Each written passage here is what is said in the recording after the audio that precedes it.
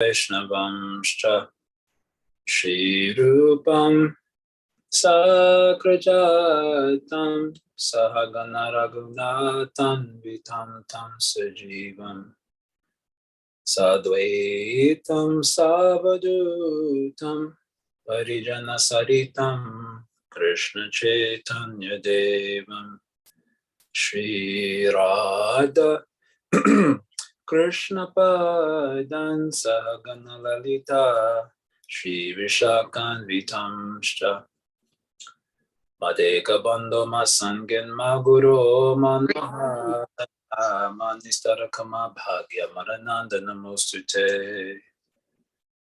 Hare Krishna, Radhe Sham.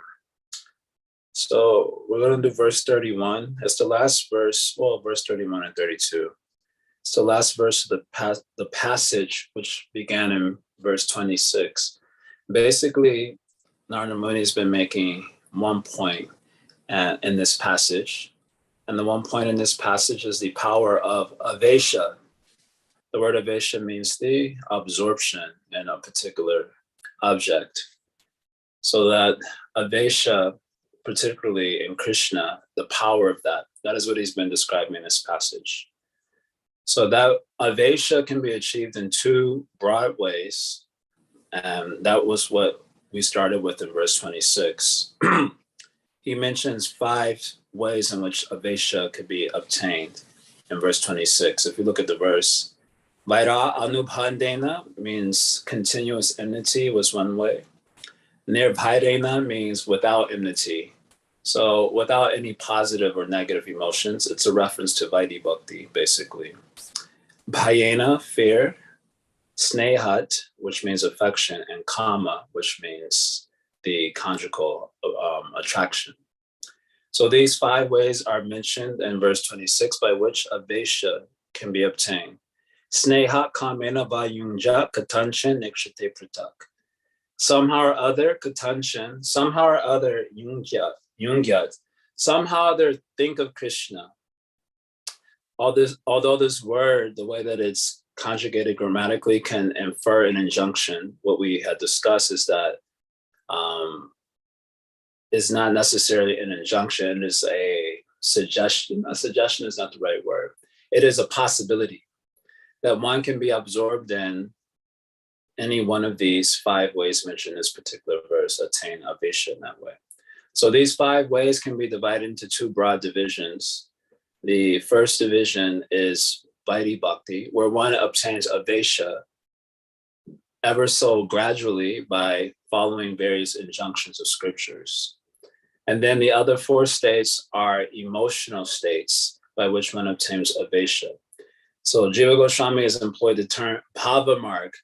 So there are Vaidhi marg, where you're obtaining the avesha through following injunctions. That path is very slow. And then there's bhava marg. He's employed this term here, not in the sense of bhav bhakti, because marga itself means path or sadhana. So it is bhava here doesn't mean bhav bhakti, but bhava here means an intense emotional awareness, bhava marg. And the intense emotional awareness that are mentioned here is intense enmity, fear, affection, or kama, conjugal attraction. So these are the 2 broad paths toward the land of avesh. And from that avesha, one obtains the particular goal. Okay, so having established the importance of avesha, he says that the avesha that is attained by bhava marg is more efficient and also more powerful than the avesha that is attained ever so gradually by Vaidhi marg. He gives the example of the caterpillar being confined in the potter's nest and who becomes like the parda wasp because of his complete intense emotional awareness of the potter wasp who's killing him. So obviously there's an intense emotional awareness there. And then he goes on in verse 30 to restate the 5 emotional states, or the 5 states in which this avesha is achieved. And then he says, from that you attain the goal. According to the nature of your avesha, you attain the goal. That was verse 30. And then in verse 31, he gives examples of persons who have attained that goal through their different avesha. So in verse 26 and 30, there was 5 states mentioned.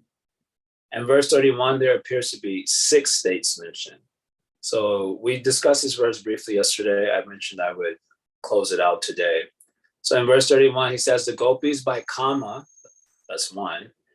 Kanksa by bhaya, that's 2. Shishupal and others by dvesha, so that's 3.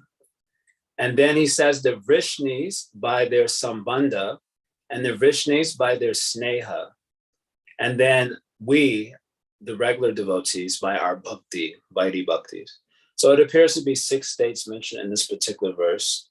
But our acharyas are saying that the third line, sambandha vrishnaya sneha, the Vrishnis, so the Vrishnis here are twofold.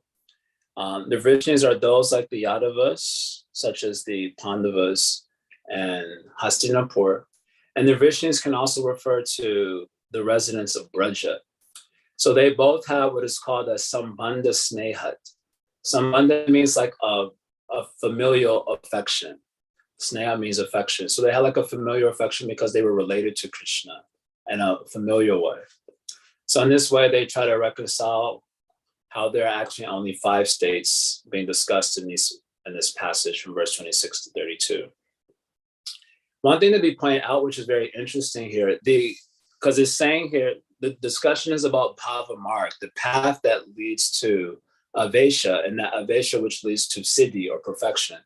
So the examples given here in this particular verse cannot be the eternally perfect associates, because they are already from beginningless time having that avesha. They don't have to obtain the avesha. So Jiva Goswami makes an interesting point here that the gopis by their kama and kamsa, he's saying that these are actually referring to sadhakas who had intense attraction for that particular, that particular bhava or that particular state. So the gopis by their kama here does not mean the eternally perfect gopis, but it means the gopis who were sadhakas, who had abhiruchi or intense taste for that particular attraction known as kama.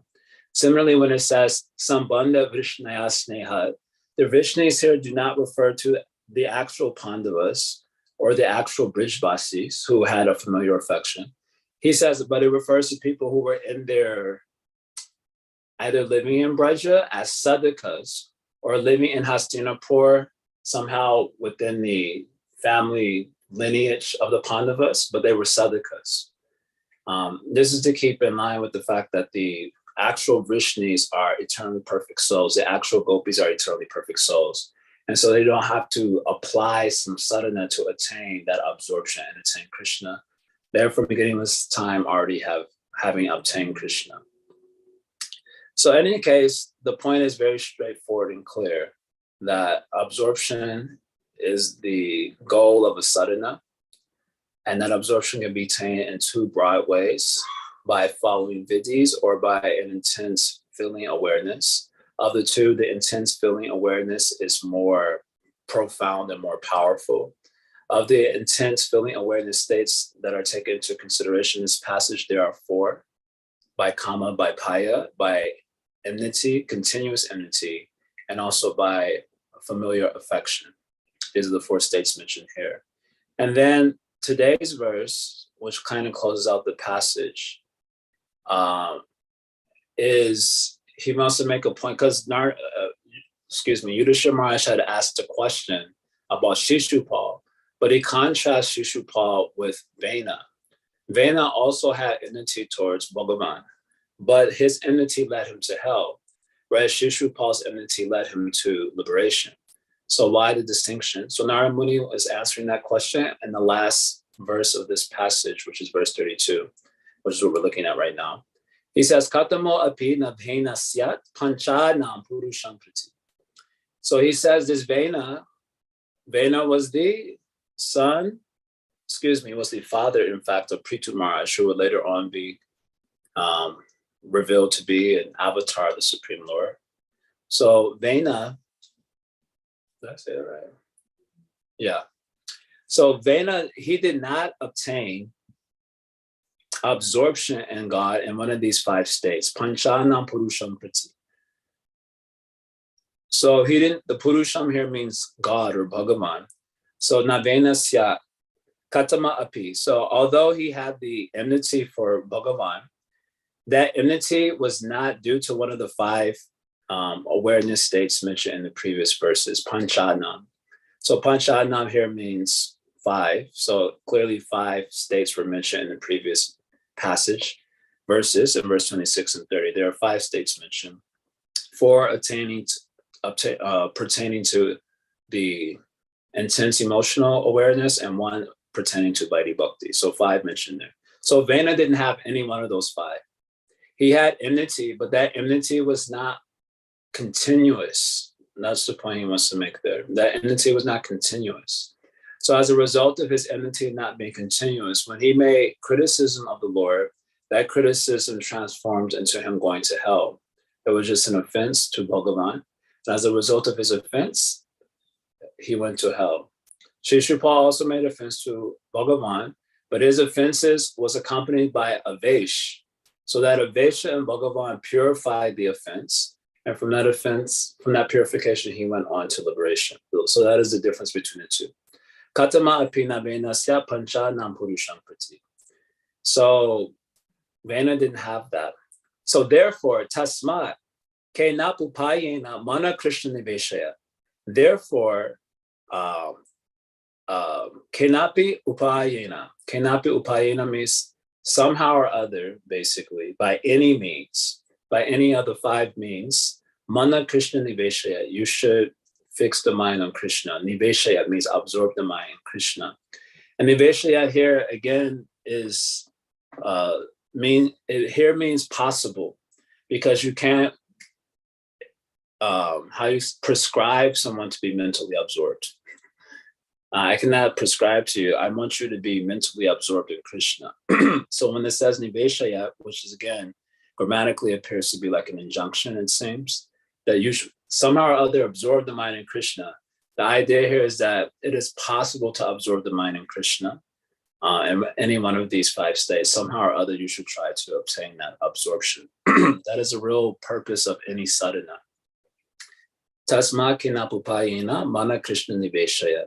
Somehow or other, fix the mind in Krishna. I'm going to read Prabhupada's translation here. Somehow or other, one must consider the form of Krishna very seriously. That's the last line of the verse. Then by one of the five different processes mentioned above, one can return home back to Godhead. Atheists like King Vena, however, being unable to think of Krishna's form in any of these five ways cannot attain salvation, right? Therefore, one must somehow think of Krishna, rather in a friendly way or in an inimical way. So the idea here also is to clarify that enmity cannot really be a path to absorption in Krishna. So someone may say, if enmity cannot be a path to absorption in Krishna, then why is Shishupal being given as an example? Shishupal is precisely being given as an example of someone who absorbed himself in God and enmity. So if that is not a path to absorption in Krishna, why is it being given as an example? The idea here with that is that giving the example of Shishupal was not to make the point about how Shishupal's example is not being used to describe a path in absorbing oneself in Krishna. Shishupal's example is being cited just to show the power of absorption in Krishna. That even if someone could be continuously absorbed in God in enmity, then that is so powerful that it can lead to liberation just because of the absorption in God. But his example is not being cited to suggest that this is a method by which one can become absorbed in God. In other words, someone should make some argument that we should, okay, we are not having the absorption, but we can aspire for this sort of absorption based on enmity. Someone may make some argument like that, like Vaidhi Dvesha. By some rule and regulation, I'll become absorbed in Krishna enmity. So that is not possible. In fact, such a statement would be a, what do you call it? Like oxymoron. Because the word Vaidhi means the scriptural regulations, the vidhis and scriptures. And nowhere in scriptures is it recommended that bhakti be performed with enmity. In fact, the very root of bhakti is favorableness towards Bhagavan. Anukulyena Krishna Anushilanam Bhakti Uttama, especially the pure bhakti. The very root of Vaidhi bhakti or any bhakti, the very root of it is Anukulya, favorableness towards Bhagavan. So all the vidhis and shastra is meant to have favorable mood towards Bhagavan. And so there can be no path of enmity towards Bhagavan. If some ordinary conditioned soul tries to become absorbed in God with enmity, they'll only end up like Vena. They'll sometimes be absorbed in some hatred feeling, and then again, they'll be absorbed in some other part of their life. And as a result, they commit offense to Bhagavan and they go to hell. So this statement is meant to clarify that enmity is not, in fact, the proper path towards absorption in God, nor is fear, because fear comes with other feelings like enmity. When you're afraid that someone's going to kill you, like in the case of Kamsa. So that is what causes mana avesha Krishna. He had the feeling awareness that Krishna is going to kill me, at 3:00. Like I often joke when I was growing up, the bullies will say, I'll beat you up at 3:00. So with the acute awareness that you're going to get beat at 3:00, you would be completely absorbed in the bully the entirety of the day. So Kamsa's fear is based on the actual awareness that God's coming for me. And as a result, he becomes absorbed. But otherwise, when you have that fear, it comes with all sorts of other negative emotions, like envy and hatred. So Kamsa's fear and Shishupal's enmity are not counted as genuine paths to absorption in God. Their examples are only cited to show the power of absorption in God. And so, of course, Narada Muni is going to further clarify why he's giving Shishupal and Kamsa as an example in the subsequent verses to show that they had actually a past life as the gatekeepers of Krishna. And you all know, we all heard from the third canto. They were the gatekeepers of Narayana and Vaikuntha, and the Kumars come to enter Vaikuntha, and they were stopped by Jaya and Vijay. So the Kumars Krishna to take birth in the material world as demons, basically. Not quite as demons, but to take birth in the material world. Then Narayan comes to the gate, and he kind of indirectly chastises the Kumars, whilst also glorifying the Vaishnavas. But anyway, all of this was like Narayana's Leela because he wanted to take birth in the material world or appear in the material world as Avatar, and he needed someone to fight with. And so Jaya and Vijay, his gatekeepers, they, for the sake of the Leela of the Lord, they descended into the material world to fight with the Lord.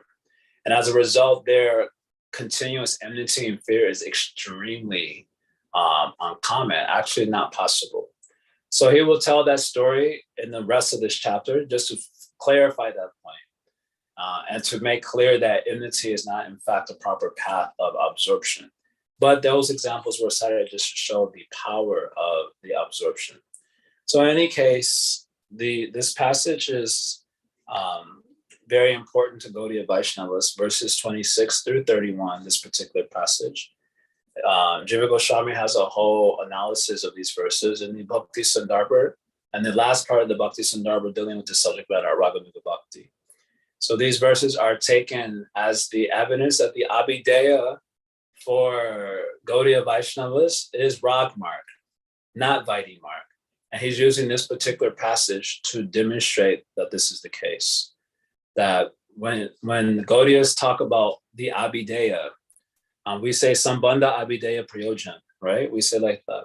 There's always a perfect coherency between your conception of how reality relates to its Shaktis, that is called Sambandha. And then Abhideya means the means by which there can be actualization of the awareness of that Sambandha, not just as conceptual spiritual life, but experiential spiritual life. And then Prayojan means the actual, what you experience when you actualize that realization through the Abhideya. That's called Prayojana. So there's always a coherence between your understanding of Sambandha, Abhideya, Prayojana. It is not that your Sambandha will lead you to Brahma Gyan and your Abhideya will be giving you realization of Krishna or something. For Gaudiya Vaishnava, Sambandha means Krishna of Braj. That is the meaning of Sambandha, actually. And therefore, the Abhideya by which the Anubhava, the full awareness of Krishna can be actualized, that is called rock mark, not Vaidhi mark. And the experience of realizing that Krishna is known as Premananda, but specifically Braja Premananda, the bliss that comes from love, like the residents of Braja. And so Jiva Goswami and Bhakti Sundar, he's quoting these set of verses to demonstrate this Siddhanta of Gaudiya Vaishnavas, that rock mark or the feeling awareness mark in general is superior to Vaidhi mark, and that this path is the path that is what we actually mean by Vaidhi, what we mean by Bhakti. So yeah, it's always, I guess it's important to keep in mind that the whole purpose of our practices, the whole purpose of practice Bhakti in general, sadhana Bhakti, is that we want to become absorbed. And somehow we have to arrange our life in such a way that we may achieve that successfully. Otherwise, that's why I always joke that I don't even know if we're doing sadhana if absorption is not obtained. But just look at the last verse of this. He's going to switch gears here, reading the translation here. O best of the Pandavas, your two cousins, Shishupal and Dantabhakra, the sons of your maternal aunt, were formerly associates of Lord Vishnu. But because they were cursed by Brahmanas, they fell from Vaikuntha to this material world. So now Narada Muni is explaining how it is possible that Shishupal and Kamsa had this extraordinary absorption in God from fear and enmity, which is basically impossible to obtain as an actual path of absorption. And yet they had it. So now he's giving further insight how this is possible. So he says in their previous life, they were the doorkeepers, Jaya and Vijay, and they were cursed by Brahmanas or Kumaras to take birth in those material bodies and fall from Vaikuntha. So this is going to lead to a question by Yudhishthira Maharaj. We'll look at the question briefly. It's very straightforward. Maharaj Yudhishthira inquired, what kind of great curse could affect even liberated Vishnu Bhaktas? And what sort of person could curse even the Lord's associates? For unflinching devotees of the Lord to fall again to this material world is impossible. I cannot believe this. So Narada Muni, Yudhishthira Maharaj is saying he cannot believe Ashradheya ibhabhati. Ashradheya means, Prabhupada translated it here as incredible. He finds this not credible. That, what you find not credible? That Hare Ekantinam Bhava, that a pure devotee in the spiritual world can take birth in this material world due to some kridisho kashtavashapo haridasa vimarshana. That they can be overcome by some material curse. How is it possible for a siddha in the spiritual world to be overcome by a material curse? The next verse explains the reason for his doubt, the reason why he can't place faith in this. And then we're going to stop here. Dehindriyasu hinana Vaikuntha Puravasina Deha Sambandha Sambadha Eta Akyatamahasi. The bodies of the inhabitants of Vaikuntha are completely spiritual. So the Vaikuntha Puravasina, those who reside in Vaikuntha, Dehindriyasu hinana, their bodies, senses, their life breath, etc., it is devoid of Deha Sambandha Sambadha. It is devoid of relationship with the material body because it's fully spiritual, in other words. The bodies of the inhabitants of Vaikuntha are completely spiritual, having nothing to do with the material body, senses, or life air. Therefore, kindly explain how associates of the personality of God were cursed to descend in material bodies like ordinary persons. Eta Akyatumarasi. So you give the answer to this. So the reason for his doubt is that their bodies are completely composed of the spiritual Shakti. So since their bodies are composed of the spiritual Shakti, and a curse is a material thing. So how can a material thing overcome the spiritual Shakti? That is not possible. I cannot believe this. This is incredible. This is not true. Sometimes devotees cite this Jaya and Vijay falling from Vaikuntha as an example of the fall down of jivas from the spiritual world. So that would be incorrect. And Prabhupada's purport here also, this purport is famous to people who don't believe in the fall of the jiva from the spiritual world. I'm not going to read the thing, but you can see the very first paragraph here in the purport. Prabhupada says that it is a fact that no one falls from Vaikuntha. That's the last sentence in the paragraph. And he says in this particular verse that it should be understood that when Jaya and Vijay came to the material world, they descended into the material world by the spiritual potency of the Lord, in the same way that the Lord himself descends into this material world by his own spiritual potency. So they didn't fall from the spiritual world, but they descended to accomplish some purpose of the Lord in his own Leela. They did not fall from the spiritual world. So taking Jaya Vijay as an example of fall down from the spiritual world would be incorrect. Yudhishthira Maharaj himself finds it incredible. He's like, this, no, I can't believe this. That a curse can overcome them because they have spiritual bodies. And so Narayana Muni will give the story. That is the rest of this chapter. So we probably just end up reading. I don't think a lot of the rest of the verses have purports, but we'll look at it. So this chapter has a lot of important passages. The very first one we discussed from passage verse 1 to like 11 or 12 or 13, I forget. That passage is super important. And also this passage from verse 26 to 31. Both passages get a lot of detailed discussions in Sandarbhas. So that's why we decided to cover them one at a time. The message of this passage is very straightforward. The importance of Avesha and obtaining that Avesha by any means necessary. Okay, we're going to pause there and stop. Finish here. It looks like there's a lot going on in the chat box. Can you address my question yesterday about how Kamsa and Shishupal were negatively absorbed in Krishna and did not become godlike? They did become godlike. Related to a comment about how being absorbed in Krishna, one becomes godlike. They did become godlike. According, it says here, Bhavasta Gatim Gata, the yesterday's verse. It says many people obtain Tat Gatim Gataha. They went to the Tat Gatim, the goal. The goal is godlike. Either they merge into Brahman, or else they attain Sarupya Mukti, which means having the same form of the Lord. Otherwise, they attain Siddhadehas, suitable for participating in the many colorful leelas of the Lord. So according to the nature of their absorption, they become godlike, either as Brahman or like looking like Narayana, Sarupya Mukti, or getting Siddhadehas for participation in the leelas. So they all did become godlike after their defects of enmity and fear were destroyed by their absorption. So that is the point that is being made there nicely. So very nice. Shishupal's animosity isn't to show the path, but power of absorption, correct. So that example is only being made to demonstrate the point of the power of Avesh. Not that this is a path to absorb oneself. It cannot be a path. It's not possible. Their enmity towards Bhagavan is supernatural. There's actually a supernatural hatred. As much as a hatred can be supernatural, it is supernatural.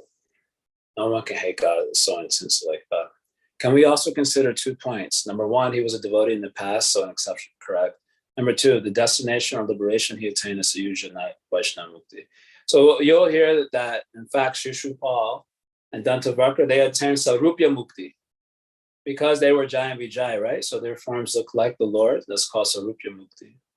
So they first merged into the body of the Lord. Then after the Lord completes his Krishna Leela and goes back to the spiritual world, which means disappears from the material world, then Jaya and Vijay are reinstated in their original post in Vaikuntha.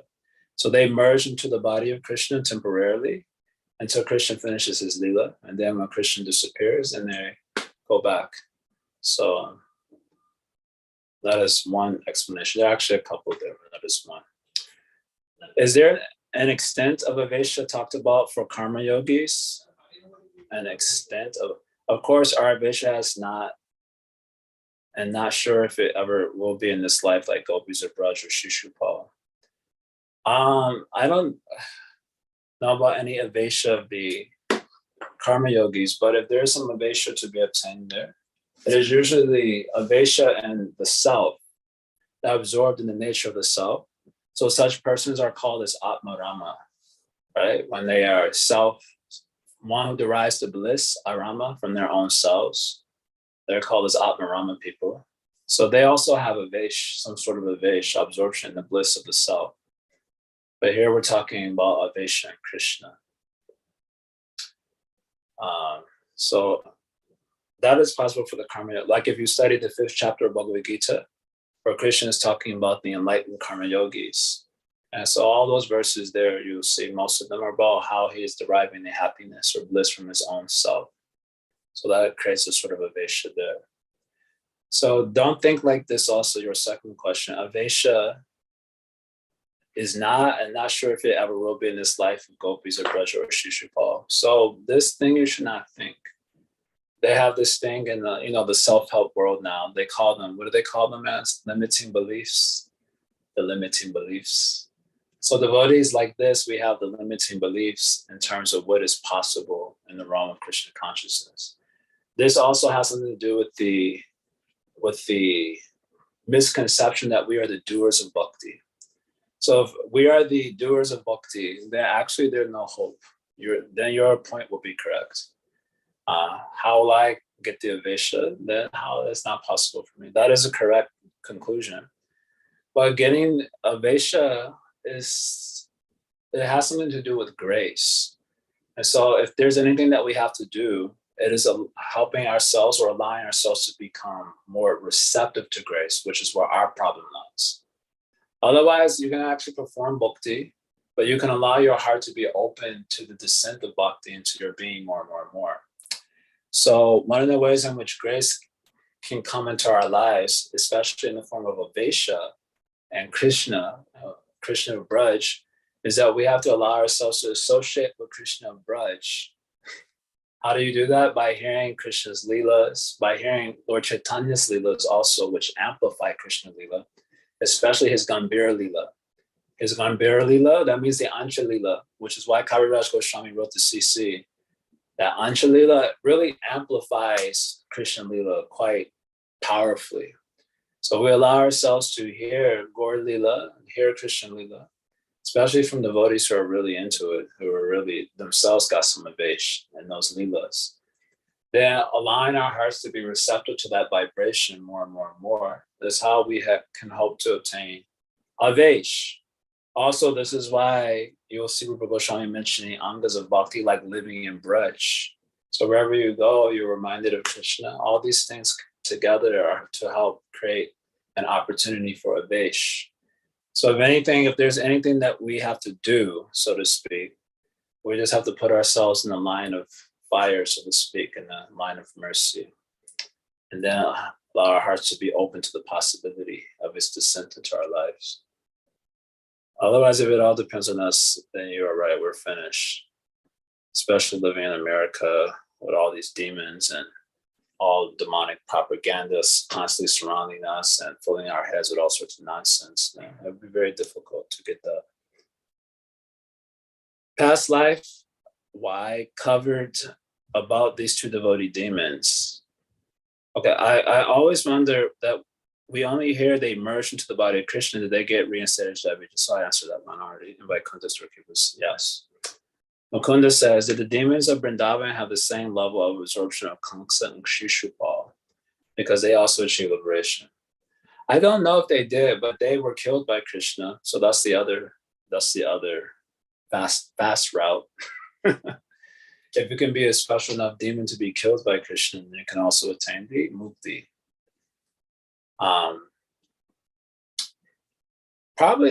They probably had, this is a speculation. I can't think of a precise pramanam per se, but I would say being killed by Krishna means you're probably going to be pretty absorbed in him at the time of death. Just like if someone's killing you. That was the example of the potter wasp, right? And the caterpillar. The potter wasp captures the caterpillar, throws into the nest. So the verse says, Saramba Bhaya Yogena. The caterpillar obtained avesh, yoga. Yogena means avesh. He attained avesha by fear and enmity because he was being killed by the potter wasp. So these demons are being killed by Krishna. So I think if you're being killed, that's probably a good way to be absorbed in someone. Like if someone is choking you to death, you're probably going to be absorbed in them at the time of death. It's kind of hard not to. And then in that way, they attain liberation.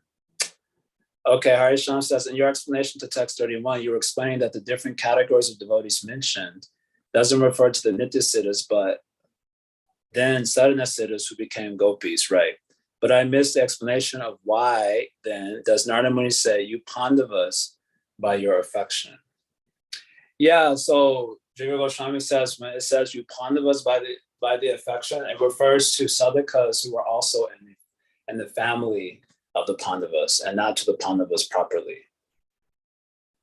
So when Krishna comes to perform his leelas in the material world, there's a merging of the apakrit world and the pakrit world. They kind of attain tadatmya sambandha for a period of time.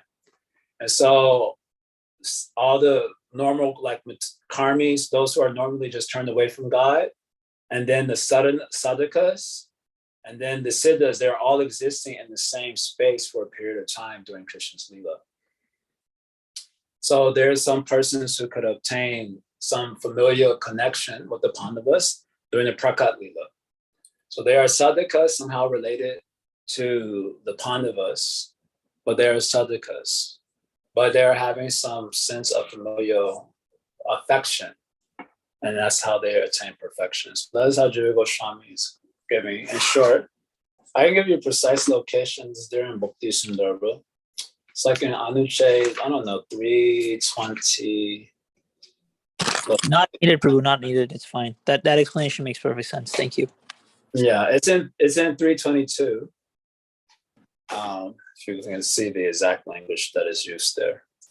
But yeah, there's emergence of the Siddhas, Sadhakas, and Baharmukha people all in one space, in one container for a time.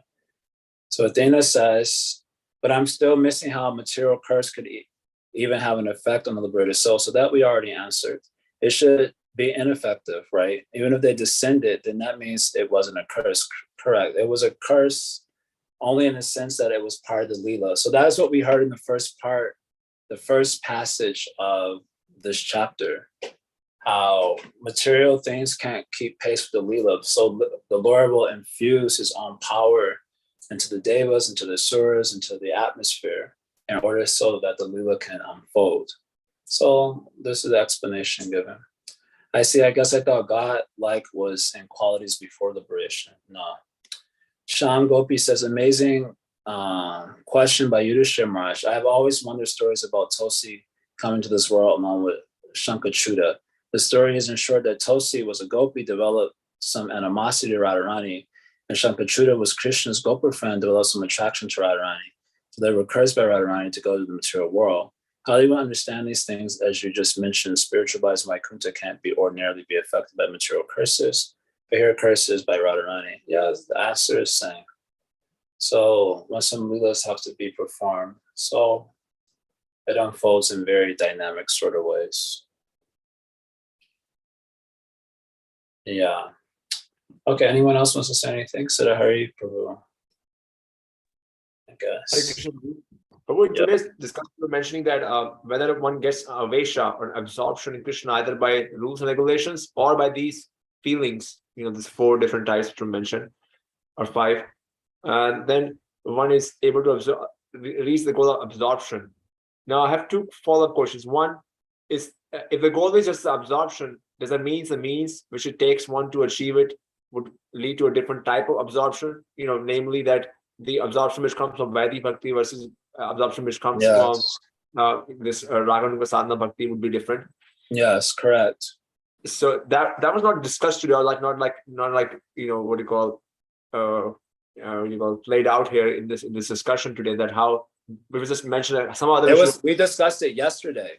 And this phrase Bahavim Tagatim Gataha, right? They attain Tagatim, that goal meaning Krishna, but they attain that goal according to their absorption. So that we discussed yesterday. I even mentioned Sachinanda Maharaj's little maxim, realization according to meditation. We discussed that point yesterday. But your point is correct. If you get absorbed through Vaidhi Marg, then it creates one sort of Tat Gatim. If you get absorbed by Bhava Marg, it creates another sort of Tat Gatim. And according to that absorption, then you'll get a particular type of siddhi or perfection, or attain a particular type of sadhya. Yayata man prapadyante tam satava bhajamyaham. Right? Same Krishna saying in Bhagavad Gita also. Okay, great. So then I was remembering also this thing from this Ramananda Roy Samvad with Lord Chaitanya Mahaprabhu. I was reading it yesterday, and there this section comes where Ramananda Roy talks about, the Raganuga Bhakti. He introduces it. I want to pull up that verse. The Krishna Bhakti Rasa Bhavita Mati. Yes. Mm-hmm. And before that, he gives another verse, which is apparently saying a person who is hungry, he feels nourished. And that verse is supposedly pointing towards Vaidhi Bhakti, whereas other verses pointing towards Raganuga Sadhana Bhakti. I could understand what the difference. Wait, are you saying it's pointing to Vaidhi Bhakti because of Prabhupada's purport, right? Yeah. Yeah, I got very confused. I've always been confused by Prabhupada's purport with that particular verse too.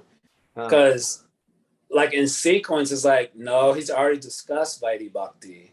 Now he's like getting into Rag Bhakti. Yeah. And then he's giving this verse as another pramana for that. And then Prabhupada's saying like Vidhi Bhakti. What is the verse number again? Yeah, 69 and 70. 869 and 870. Yeah, 869, 70. Hold on, I'm just pulling it up. Okay. Yeah, I've always been, I was like, what is going on here? So this 869. Huh?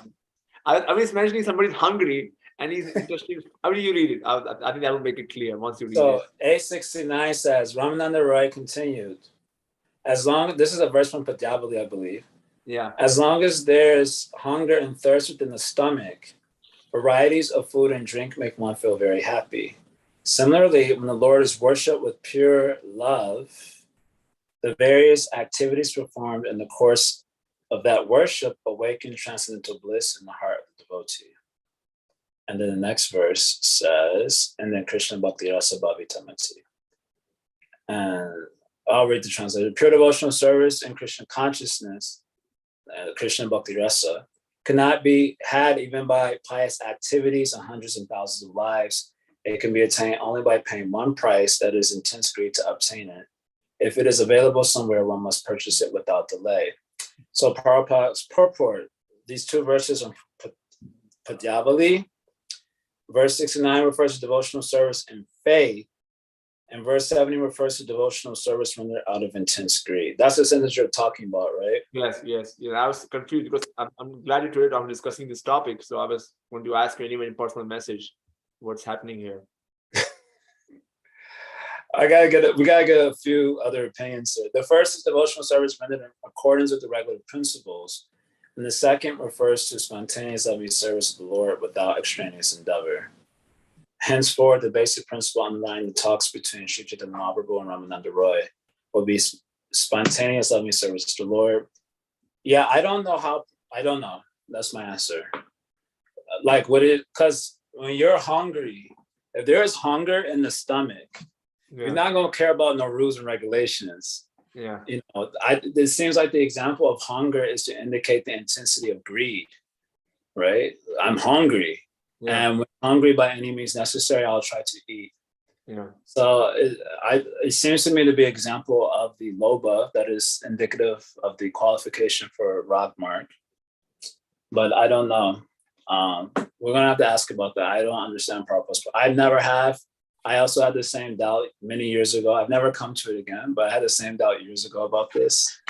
So I only know one other place where I can see, I don't want to say a second opinion like we're dismissing Prabhupada, but just see if there are other commentaries on that might offer some clarification. But yeah. So in this second verse, which is mentioned, if it is available somewhere, one must purchase it without delay. What is available? Intense greed or? Yes. It's also confusing. What is meant by here? What should one purchase? I thought we can't purchase it. Now you're saying if it is available, I can do that part.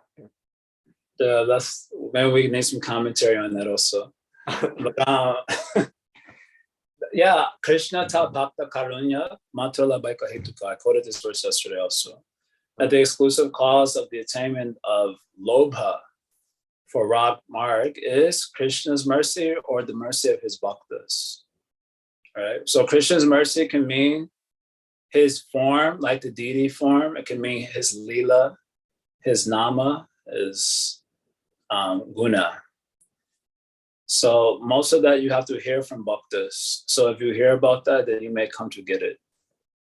So and there are some examples of sins of people getting it also just by seeing the beauty of the deity. Even contemporary examples. There was apparently one devotee who lives in Vrindavan. I've always seen him. I never talked to him, but I used to hear his story because he was kind of famous in Krishna Balaram atmosphere.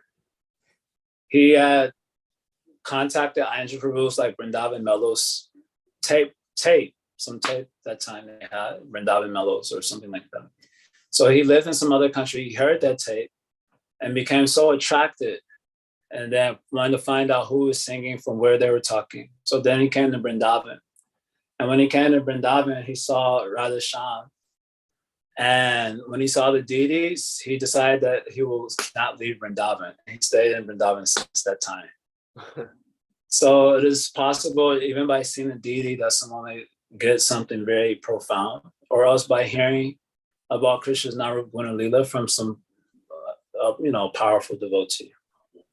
So if somehow or other, so we are Jata Ruchi sadhakas, right? We've come to appreciate that this is the goal, but we don't have any intense ruchi for some ragatmika devotion.